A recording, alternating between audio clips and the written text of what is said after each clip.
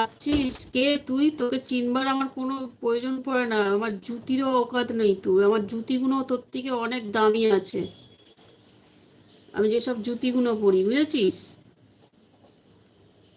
কি ওই চিনতে পারছিস কে কোথাকার একবারে চলে হলো হরিদাস পাল, আমাকে তুই করে কথা বলছিস? ঠোঁটিয়ে গাল রে, 24টা, আট, কত হয়, 62টা দাঁত ফেলে দেবো একবারে।